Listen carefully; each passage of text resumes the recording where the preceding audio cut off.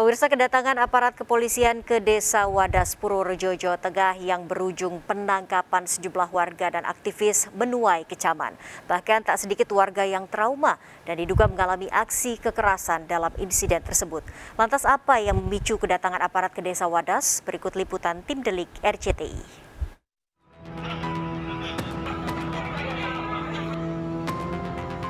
Desa Wadas menyita perhatian publik dalam 2 bulan terakhir.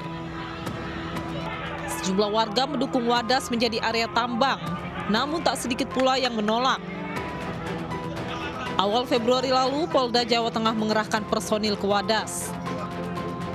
Kedatangan ratusan aparat ini dituding sebagai bentuk intimidasi warga Wadas yang menolak desa mereka menjadi lokasi tambang. Sejumlah video amatir warga merekam aksi anarkis sekelompok orang yang berpakaian preman. Tak hanya itu, intimidasi aparat juga membuat sekelompok para ibu di Wadas ketakutan. Sejumlah warga bahkan terlihat digiring dengan posisi tangan di belakang. Sayangnya pihak Polda Jawa Tengah menampik adanya kekerasan terhadap warga Wadas. Tugas kepolisian di sini adalah untuk memberikan pendampingan kepada bapak-bapak yang tadi saya sebutkan untuk melakukan pengukuran lahan.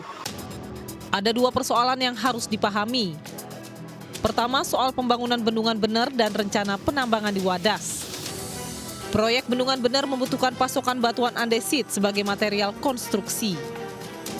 Untuk itu, pemerintah mengambil kebutuhan material tersebut di Desa Wadas dengan melakukan penambangan batuan andesit.